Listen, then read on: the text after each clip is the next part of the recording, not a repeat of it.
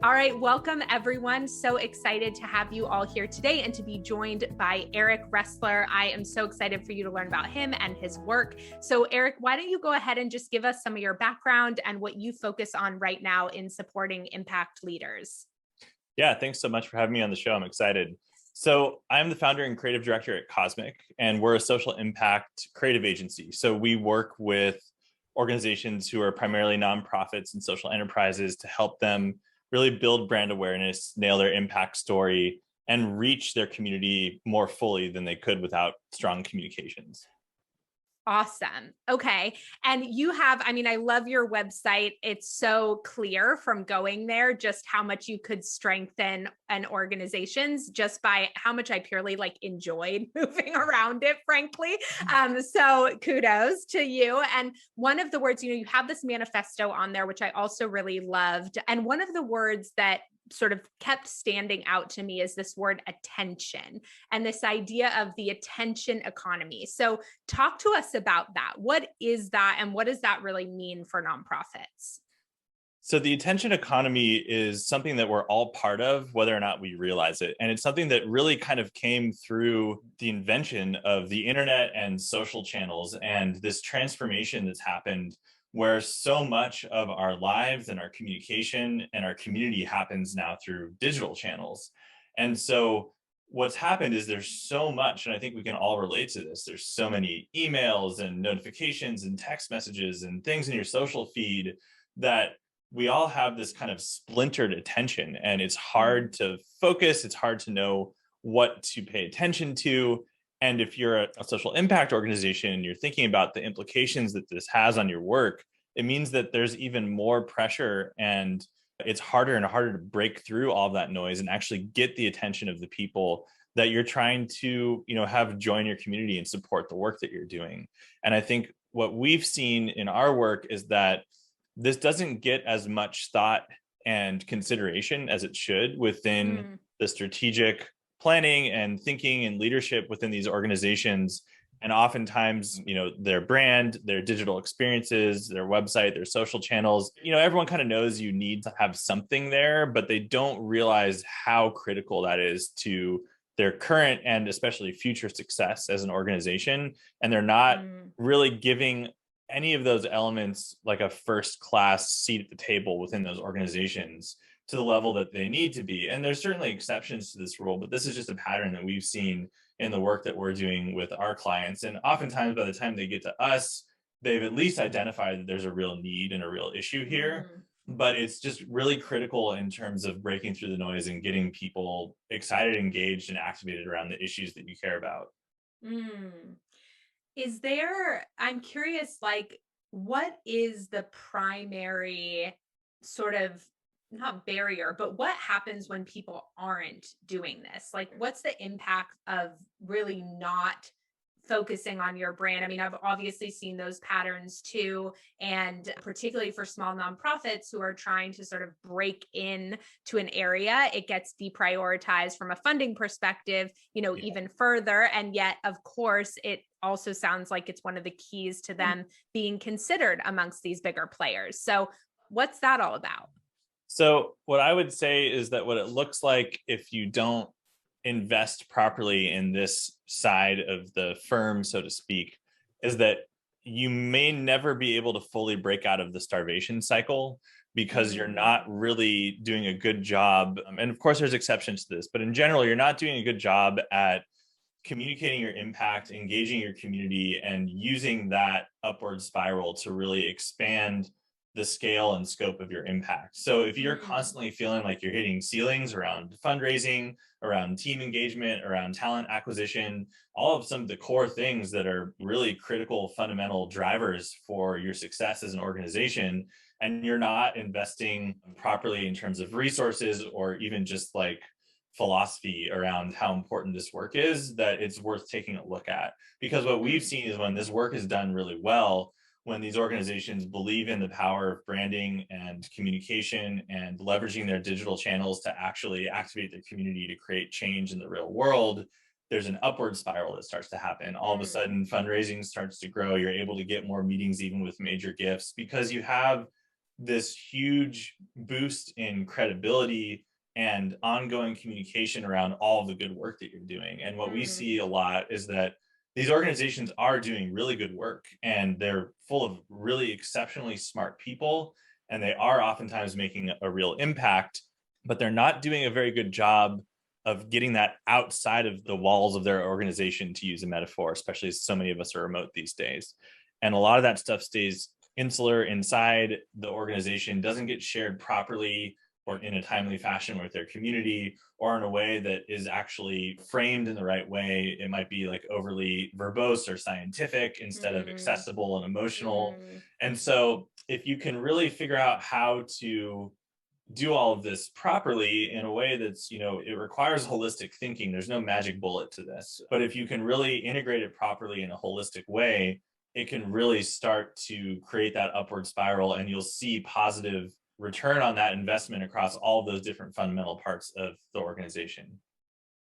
So I love that. And we didn't talk about this ahead of time. So, I hope it's okay that I go here. But a big part of what I focus on is also what's happening inside, like internally with fundraisers and people. And I know from my own experience doing branding work for my company, yes, there was this goal around externally what was going to be perceived and understood and the way it was going to position my business. But there was a lot of inner transformation that happened when I went through that process. I knew myself better. I knew what I stood for better. I knew what I wanted to do more clear. Like just the clarity and the confidence it provided for me personally was such a huge part. So, will you talk to me about that a little bit? Yeah, I'm so glad you brought that up because it's a really important outcome of this work that a lot of people don't know about and isn't often the first reason why people do this work. And they think that it's really mostly just to present themselves better to the outside world. And that's certainly a really important part of it. But I can confirm everything that you just said. And what we've seen doing this work with a number of different organizations is that the internal transformation is often more impactful. And in certain ways, they're synergistic because if you don't have that internal transformation happen, it's just storytelling. It's not based from an authentic place. And I think we've seen huge transformations in terms of internal team alignment around priorities and focus, even just engagement. I think a lot of people, especially in this sector, and for good reason, can become overstretched and burnt out. It's really hard work, both in terms of time and effort. A lot of times the issues are really taxing emotionally. And to have that clarity of purpose as an organization and the right tools in place, and just to feel like you're part of something that's making progress, it's actually creating positive impact in the world, and to have that be very strategically packaged with the right branding and communication and seeing all the positive outcomes of that can be really motivating and aligning for the internal team too. Mm. Okay, I love this, and there's two pieces of this that I sort of want to double click on a little bit. The first is motivation and the second is alignment. So I just want to sort of drive home this point around motivation because I recently interviewed Dr. BJ Fogg, who's one of the leading behavior scientists on habit building. And we talked about, he's created the Fogg behavior design model really around every action that we take is the relationship between three things: our motivation, our ability to do the thing, and a prompt. And then there's an action line, right? Then so do you have enough motivation and enough ability to get over the action line when prompted? Or do you have really low motivation, but it's super easy to do so you can still get over the action line? And one of the things that I was really interested in talking with him is about motivation specifically and the role that fear plays in demotivating action, particularly around fundraising. And what he explained is that motivation is actually the relationship between hope and fear. So hope is drives us upward in motivation and fear drives us downward. And so this idea that as we get clear about who we are and what we stand for and the impact we're making and all the work that you do with clients, it actually makes a ton of sense to me that that is driving motivation up because it's making people feel more hopeful about the change that they can make in the world. Yeah, I really like that framework a lot. And I think it rings pretty true to the experiences that we've had. And a lot of times, fundraisers, they don't feel like they can really go out for that big ask until there's real clarity around what they're asking for and why it matters. And they have to believe that the gift is going to really make an impact. A lot of fundraisers, and almost every fundraiser I've ever worked with, is in it for all the right reasons from an ethical standpoint. And if they don't feel like the gift is going to result in an impact, even subconsciously, they're going to be way less likely to ask, or to ask in a way that's going to result in the gift actually coming through. And when they feel hopeful and optimistic and confident that it's really going to drive outcomes that they say it's going to drive, the money starts to flow a little bit better. And so doing all of the branding work and having strong materials, having a strong clarity of purpose and messaging and the right pitch and all of that just creates that confidence, and actually also, I think, creates confidence on both sides of the equation for the fundraiser and for whoever is, going to make the gift. Mm-hmm. Yes, 100%. And I think what, the word that keeps coming up to me for me as you're speaking is this idea of clarity, Yeah. right? So that there's clarity both in terms of how you're conveying the message of what you do, but that there's inner clarity. And so much of what I focus on inside Power Partners is that part of also what keeps people in that constant hustle is when they don't have that clarity and they're taking what feels like the lowest hanging fruit, but it's like quick turnaround, warm connection, favors, and so they're like, yeah, I'm fundraising, but it's not real alignment fundraising. And then when that happens every year, they're starting over because they have super low donor retention numbers and they have to have that same event and get their board members to invite new friends. So they get that one-time paddle pledge instead of really being able to build aligned, reliable, sustainable partnerships. So talk to me about how you feel like these types of materials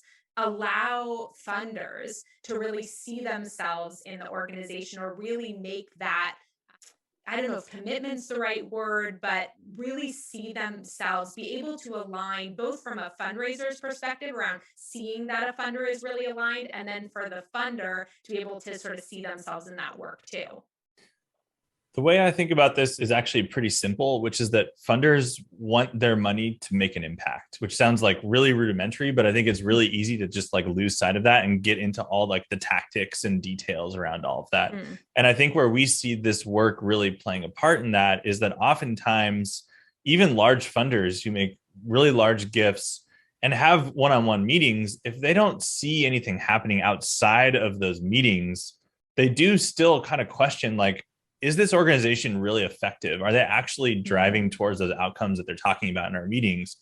And if they're constantly getting updates from your brand through digital channels, through email, through social media, through the website, and they're seeing all the progress that's being made, even if it's not directly in relation to the work that they're trying to fund, maybe it's an auxiliary program, or maybe it's just general work that's happening in the organization, it just feels like they're part of something that's happening, right? Like funders want to be part of something that's actually an organization that's actually doing stuff and getting stuff done, and seeing that that's happening on a consistent basis. So like at a really just basic level, and this is just, donor engagement 101, is you want to take gifts, do good things with the gifts, and then tell the people who gave you the gifts that you're doing good things with the gifts, right? Mm-hmm. And it's kind of mind-boggling to me how often even that very basic 3-step equation is falling short in at least one of those 3 steps.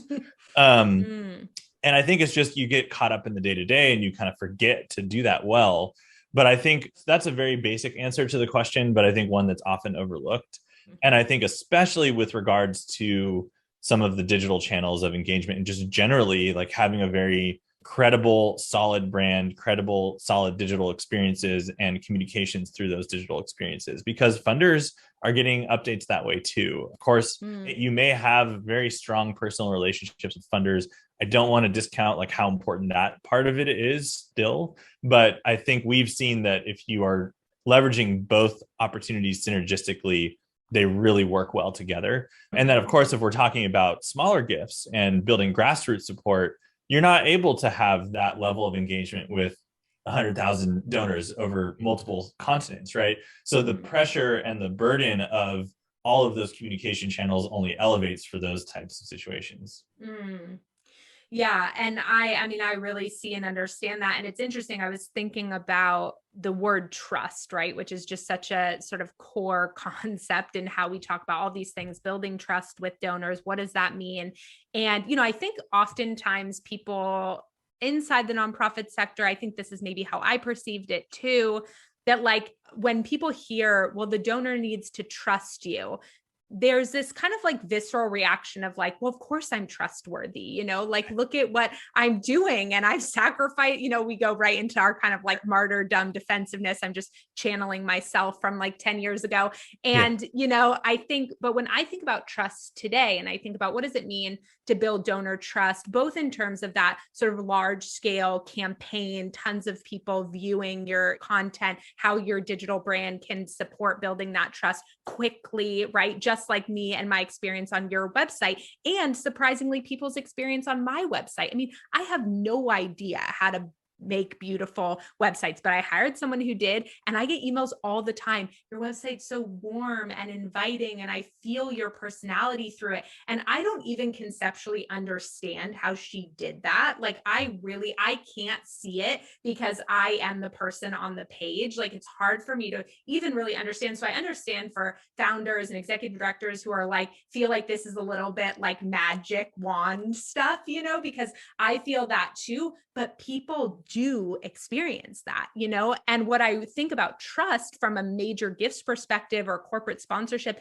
is that maybe it's not just trust in that their money is going to impact, but it's also enough trust to introduce your organization to someone else, right? That the way you present yourself, your digital footprint, gives someone the increased sort of trust to pass your name on to someone else, that they're going to go to your website and feel what that donor feels about you. And so I just think it goes so much deeper, that it's not about not being trustworthy necessarily because you don't have the right brand, but it's about what can instantly be built around trust when you do. Yeah, that all totally resonates with me. And from a couple of different perspectives. One, we did some work with a program of Stanford called Civic Online Reasoning, and they're all about creating digital literacy for K through 12 age children. And what they found in their research is that so much of our perception of trust actually at the end of the day comes down to the design and usability of the digital experiences. That intentionally crafted disinformation websites were more trusted than, if the design was really good, than legitimate organizations with poorly designed experiences. And I think that's quite scary. And part of what they're trying to do is educate children that you need to do more than just look at the design of something to assess its credibility. But on the flip side, what that also shows is, and I think this is something that even as a designer for my entire career, I didn't realize, or I didn't have data to support this intuition that I had around just how important all those little details from a design and user experience perspective are with regards to building credibility and trust. And it's the kind of thing that if it's not your expertise, if you don't have a background in design or in digital experiences, it's very intuitive, but we are all very discerning digital citizens today because we've been trained and gone through boot camp from Netflix and Apple and Nike and some of these brands that have millions of dollars a year, if not billions, to invest in building out delightful digital experiences. So that's our bar. And it doesn't matter if you're also Nike or if you're a 5-person nonprofit, that's the bar that you're being set to, which is kind of an unfair advantage for corporations with a lot of money to invest in these things. But the good news is that you don't need to invest the same level as Nike, and not that you could as a 5-person nonprofit. You just need to understand that it's important and just start making some headway in terms of, bringing on experts for this part too, because you wouldn't just try and piecemeal your research or your impact reporting or any of the other critical components. And so as soon as you're able to invest in this work and bring on either in-house professionals or partners or some kind of combination, which is mostly what works, it all makes a huge difference. I'm assuming that, the work that you do with clients is both kind of like the storefront experience, but also like the back room in terms of, I'm thinking about sometimes like the disconnect between some external facing documentation or the website, and then I'll make a donation to an organization, and like the thank you note that I get or the follow-up is like, did this go to the right person? Or like, I just don't even know. And that then kind of breaks my like full on buy-in, because I'm honestly like, I hope that was the right organization. This receipt actually says a different thing because maybe they're acting as a DBA or like something like that. So talk to me a little bit about like why the consistency piece is so critical. Yeah, I mean, to me, that really just continues this theme of trust and credibility. And at some level, like, kind of even go back to that, like, fear versus hope or optimism spectrum that you were Mm, talking about. Because, yeah, and these are exactly the kind of details that are often overlooked that, like, not to come at this from like a too negative of a perspective, but just like one bad email like that can wreck mm, trust that you've built for 3 years with a donor. And so you do need to look at that. And I think what it really kind of comes like in the design world, this is really about, in design thinking, there's this concept of empathy, which is essentially in that perspective, just trying to put yourself in the shoes of whichever audience you're thinking about, right? So you do need to have those intentional strategic sessions where you're thinking about, okay, if I'm a donor and I do this and I get this email, how does that make me feel? And one kind of helpful way to think about this is every touch point or every interaction or every piece of communication that a donor or a supporter or whoever in your ecosystem is experiencing is either working for you or against you. There's very little that's actually neutral. And mm, so you should really do an audit of every one of those experiences and say, is this propelling my brand forward in the world in the way that I want it to, or mm, is it actually moving it back? And mm, if you start to look at things through that very simple framework, it's pretty clear what needs to be done. mm. Yeah.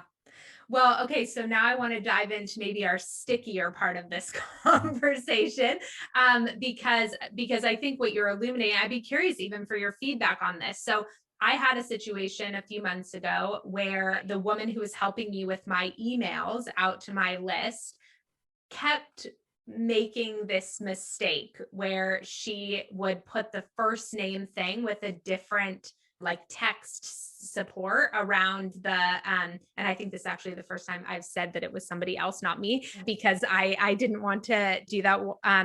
But so basically an email went out to my whole list that had, it said first name, right? Instead of the person's name. And I got a few angry emails about it. And the person on my team who was going to send it out was like, oh no, we just need to send an email, or who sent it out was like, we just need to send an email with like a big oops. And I kind of took a step back and I said, you know what? No, I teach a lot about imperfection and vulnerability. I was like, what I want to do is send out an email, like full on acknowledging what just happened and why. And that I do think that the people who are my like people who really like understand and know me and I have built this trust with, they are going to be able to move on from that first thing. It's not the first email that they got from me after making a donation, right? That's a little bit different, but they're going to be able to bounce back. And so I wrote this super vulnerable email about like, right, that every email I send every week, I don't personally send it to 4,000 people, right? And so, yes, there was this error. And I want to use this as a teachable moment around how you bounce back from things like this, because I watch fundraisers because of fear around that mistake, not use something like personalizing emails because they're like, well, not everyone puts their first name. Some people put trick first names. Some people just put a first letter. So we can't use that. And I'm like, no, you need to use that because the people who are not doing that are like 2% and they aren't your power. They're not going to be your power partners anyway, right? Because they did a little trick in your system. And right. And so what is this balance between kind of like perfectionism, authenticity, and putting our like best foot forward without being paralyzed by perfectionism? Yeah, I think the way that you handled it is pretty much spot on. I think the worst thing you possibly, like, two bad ways to handle that would be to do nothing, right? And just like fix it the next time. Right. Or to like, it becomes a fire drill and like everything's broken and we have to start doing personalized emails, like handwritten each time. I mean, I think although we are, doing a lot more communication through digital channels and having to use automation to make that more streamlined as fundraisers or as marketers or whatever, at the end of the day, there's still people sending these emails, right? It's you. And Mm-hmm. if people feel like that's true and the way that you handled it, I think really strengthens this.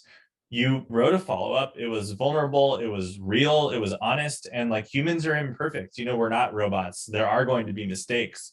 And I think when it comes to donor engagement and building trust and all these things, owning your mistakes in a transparent way, whether that's an email or a bad investment in terms of your time or energy as an organization, Mm, and sharing that in an authentic and vulnerable and human way is going to build more trust than it's going to erode. mm.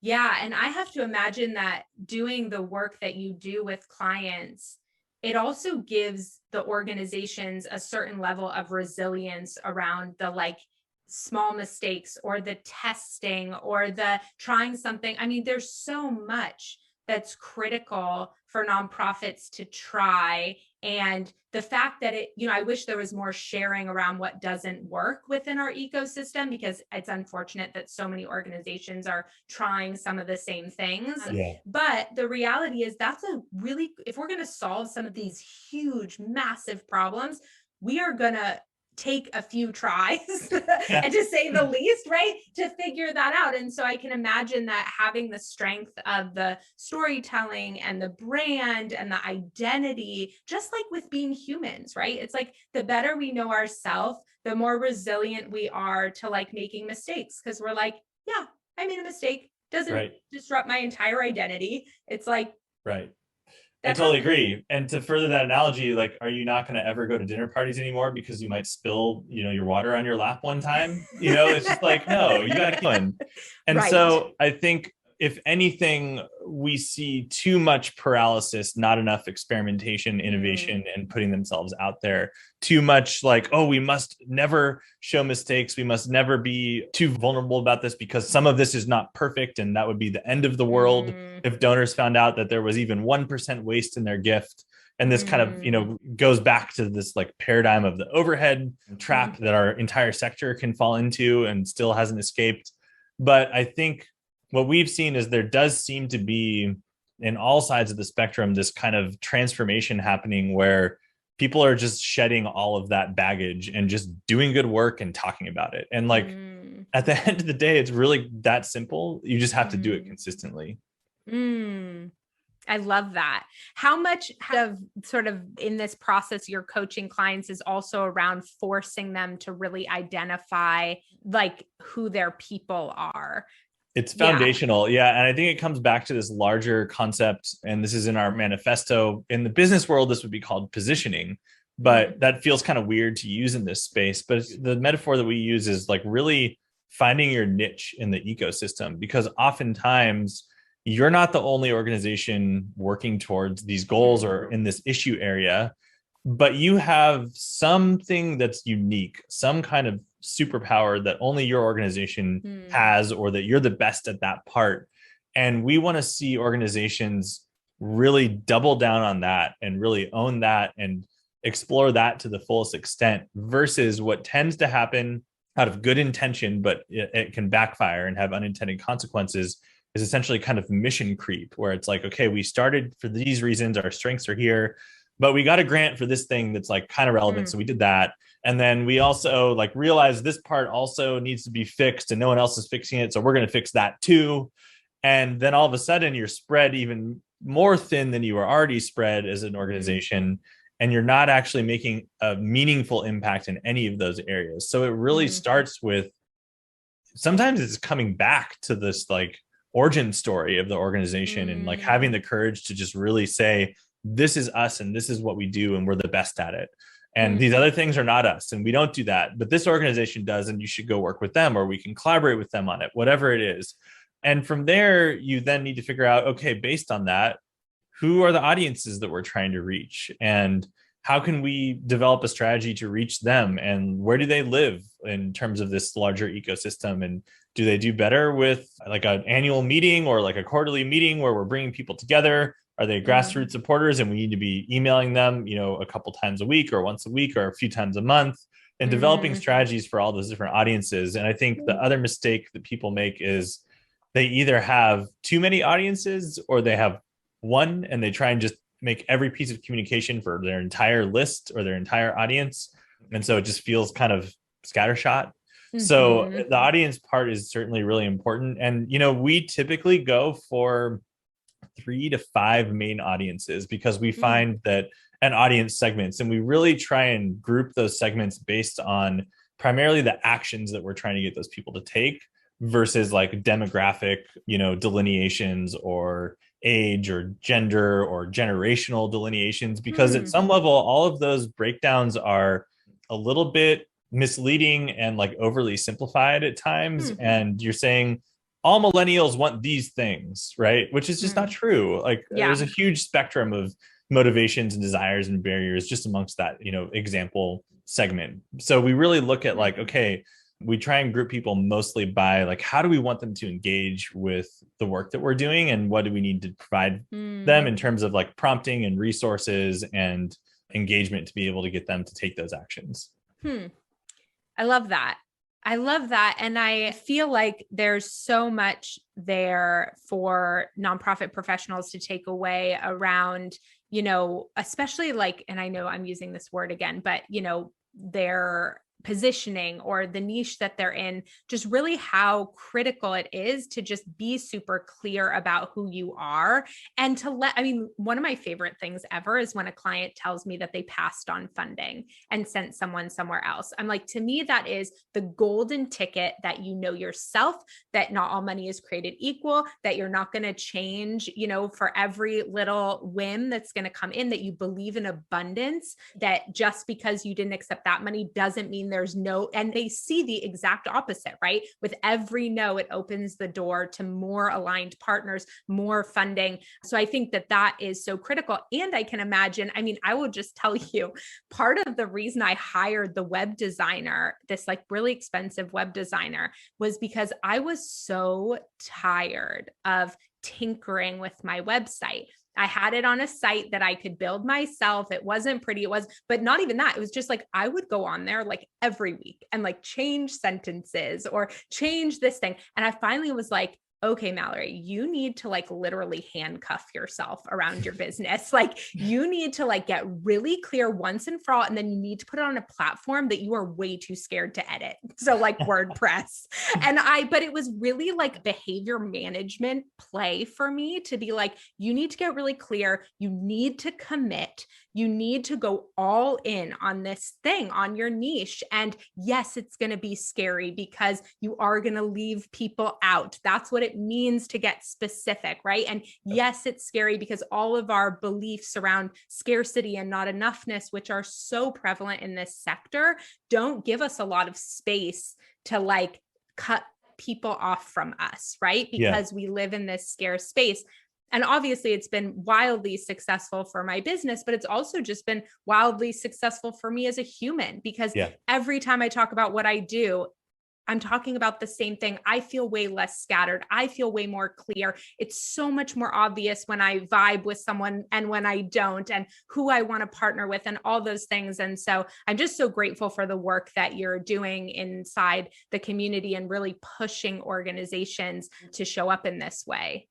Yeah, I really like your example and, sharing the experiences that you've had, because it rings true with a lot of the experiences that we've seen doing this work with these types of organizations. And I think at some level, there is that scarcity mindset and the fact that, these organizations are generally under-resourced. They're doing incredible amounts of work with small budgets or with small teams or whatever it is. And that's not always true, but a lot of times it is. And so, I think even psychologically, that puts you in a state of anti-creativity. Like to be creative, you have to be in a state of like safety and space and abundance. And so at some level, even if they had capacity and experts in-house who were developers and designers and communication specialists, it's really hard to do this kind of work for yourself because you're so in it every day. You need that outside perspective to come in, and that can be super helpful. And I think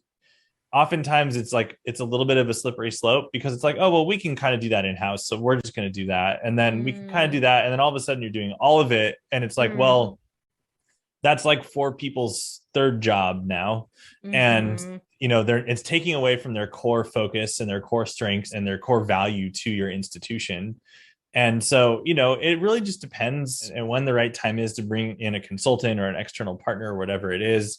But I really do agree that it starts with that positioning, that finding your niche, because then all of a sudden there's some clear lines in the sand around what do you say yes to? What do you say no to? What do you do in house? What do you bring on experts or partners for? And it just relieves this gunk or friction in the daily work around every choice is existential.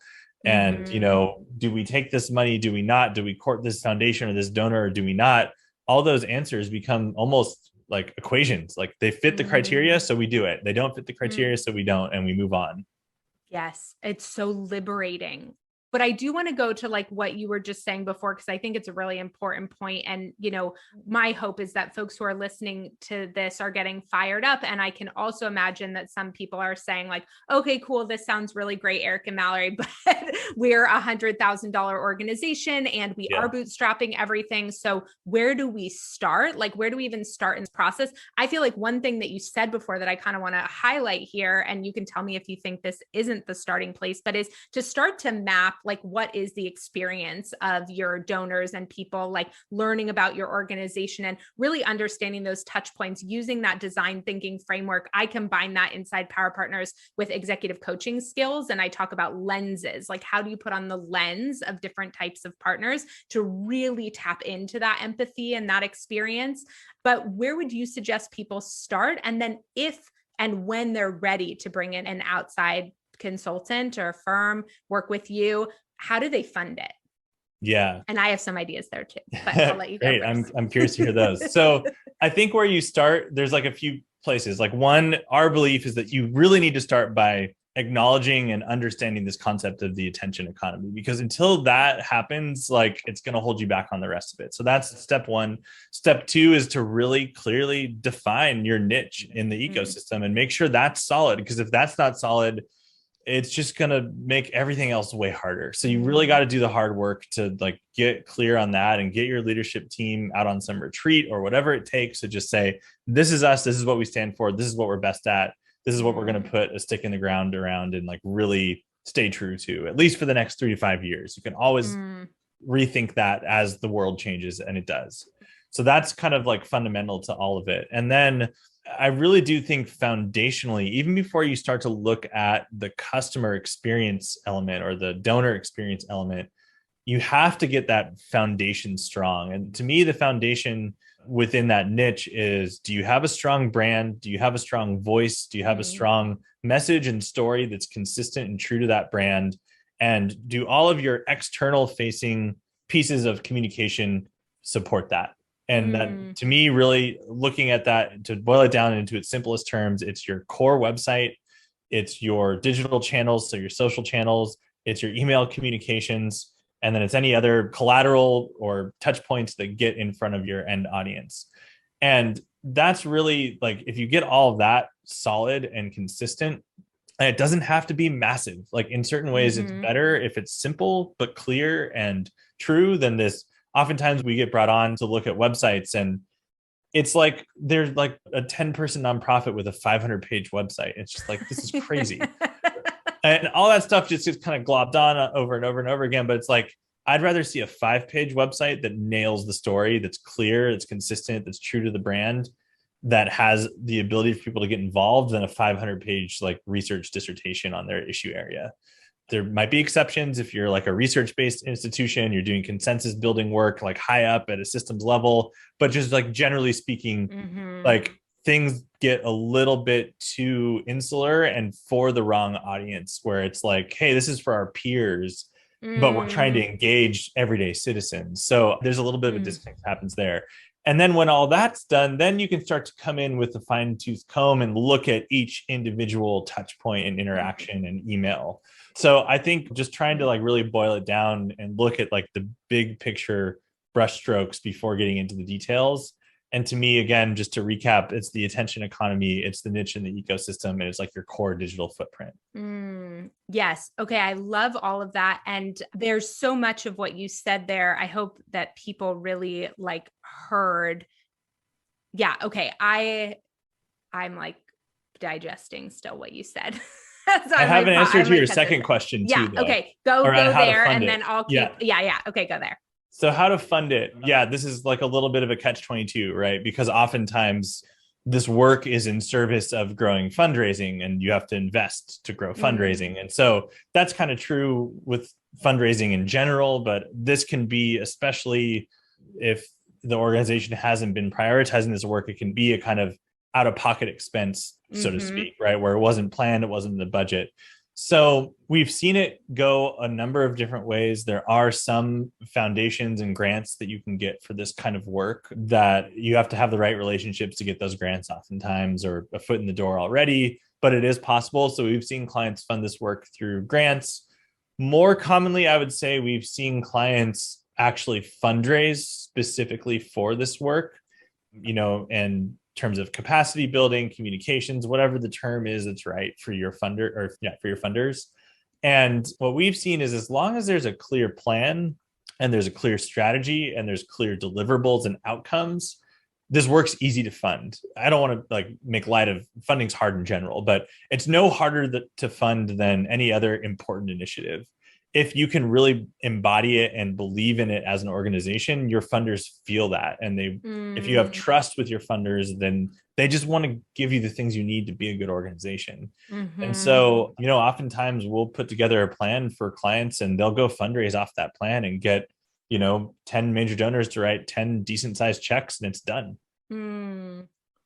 Yeah, I love that. And I would say, like, there's so much, I feel like Power Partners, the reason I created that course was really so fundraisers and nonprofits could fundraise for whatever it is they need to fundraise around and be able to make the case for funding like this. And there's actually so much alignment in what you talk about in terms of the niche piece and what I do inside the program, which is called asset mapping. So really understanding what makes them unique and then leveraging that to engage donors. And so I think there's actually, for folks who are inside the program who are watching this, like, you can use that framework to set you up perfectly to fundraise around this specific like next step. And I would say, in addition, I encourage clients to look at their funders, look at their major donors, look at their corporate sponsors who really understand the value of this. I have people tell me all the time, well, my funders just want to fund the program. And I'm like, that is the CMO of a huge company. Nobody understands the importance of brand and marketing better than that person. You need to position how you're approaching them about this ask differently. And that's really what I train around inside Power Partners. But we decide as the nonprofit leaders, as the professionals, what is going to inspire and motivate our funders. And so I really believe, and that directly relates to the hope versus fear, right? We get so locked into like, this is wasting money. What are you talking about? Like, we can inspire so much hope around what it means to do this work for organizations. And we are really in control of that more than we've given ourselves credit for. So I hope that folks really take that away, that this is not out of reach for anyone, but you do need to get clear about its importance for your organization, know how to make the case, and then have the guts to do it. Yeah, all that totally resonates with me. And I can think back on many, many, many client relationships that we've had that started with a board member bringing this to the table as an important priority. And sometimes it's like almost the organizations are like, wait, you'll let us do that too? Right. It's almost just like, we thought that was out of bounds for us because it's so hard to fundraise in general. So yeah, all that totally resonates. And yeah, I'd love to dig into your asset mapping. Is that what it was called? Mm-hmm. Yeah, that sounds really interesting to me. So we'll have to do that separately. Yeah, we have so much synergy with like the design thinking frameworks. And so I think, yeah, if I could only understand the visual nature of things, maybe I would have gone into marketing. But I'm so grateful, Eric, for your time and for this conversation. Will you tell folks how they can find you and learn more about your work and hire you if they can? Yeah, I mean, everything can be found on our website, not surprisingly. So designbycosmic.com is our URL. And I'll just point out kind of a few key resources there. One is the manifesto, which you already mentioned, which just kind of goes into the high level concepts that we've been talking about today, and a few others as well. That's just a good way to start to, understand the philosophy behind this work and how it applies to the sector.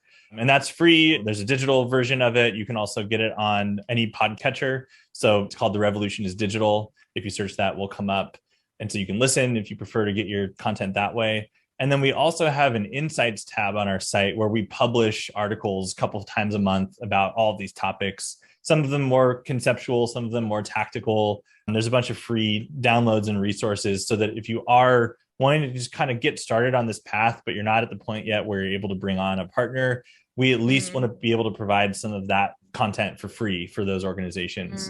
And so those are two really good places to look. And of course, if anyone's interested to chat, I love connecting and networking with people in the space, and anyone's totally welcome to email me. My email is Eric, ERIC, at designbycosmic.com. Awesome. And I'll make sure all this info and links are below as well. And everyone should go to the website, like if for nothing else than to have your own digital experience there, because I was like, oh my God, I want to make a million changes to our website. But again, I have no idea how to do any of that. But thank you so much for joining me today and for having this conversation. Yeah, thanks for having me on the show. It was fun.